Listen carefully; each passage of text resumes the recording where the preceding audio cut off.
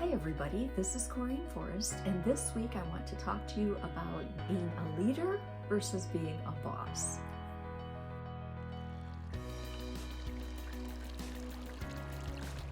So first of all, there is a distinction, and I want to talk about that, between a leader and a boss. And a lot of times people are using these two words synonymously, and they're really not.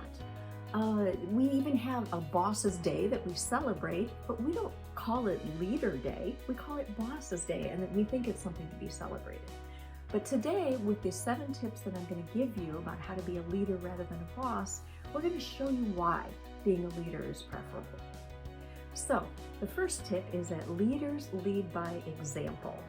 That means that they are living out the characteristics that they want to see in their people. For example, if a boss would find it unacceptable for a subordinate to lose their temper with him or her, then they don't lose their temper with their employees. They're leading by example in that case. The second tip is that leaders are driven by purpose. They know the nitty-gritty, they know the everyday work that needs to be done, but they keep in mind the larger perspective of things, the bigger picture, if you will. And they instill that and inspire their people by keeping them tied into that bigger picture, even though the people are the ones who are in the day-to-day slog of things. It's so easy to lose sight of. So a leader is driven by that purpose, and they inspire their people by that purpose. The third tip is that leaders delegate. Leaders can't do it all. I can't even fathom having a team of people where you're micromanaging them. I mean, if you know everything and they don't know anything, then they're really not needed, are they? And the workload and the things that you must juggle in your mind are mind-boggling to me. So leaders delegate, and they delegate that proper authority to the people so that they can make the decisions that affect them. Leaders do not become the bottleneck in decision-making by delegating to their people. So tip number 4 is that leaders value respect. That means that they want the respect of their employees and their peers rather than leading through fear. You want your employees to perform for you because they respect you as a leader, not because they're afraid of what you'll do to them if they don't perform. So the 5th tip is that leaders develop other leaders. A lot of bosses are afraid to do that. They're afraid to create somebody who might outshine them, or that they might look bad because this person is outperforming them.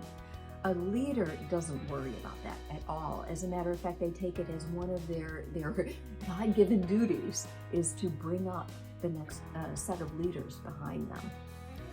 The 6th tip is that leaders know how to motivate. They recognize that all their employees are different and have different motivators, and they take the time to get to know them in order to motivate them.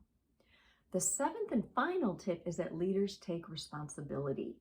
Leaders don't pass on blame. If something's coming down from higher up, the leader says, "Yes, sir, won't happen again," and then they take that back to the team. They don't say, "Oh my God, you wouldn't have this, or you would have the same problem if you had so-and-so on your team." No, they don't throw anybody under the bus. They take responsibility for the work that the team is doing, and they work to improve the performance where it needs to be taken care of. So I want you to think back to all the bosses you've had in your life, and I hope that some of them have been actually leaders in your life, because they're exhibiting the 7 behaviors.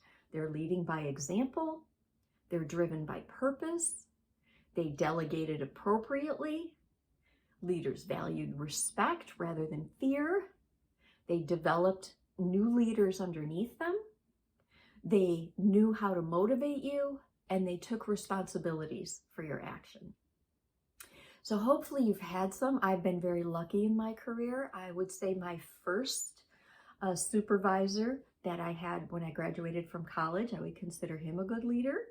And my very last one, right before I retired, I would consider a good leader. And I consider myself fortunate that my career was kind of bookend by that.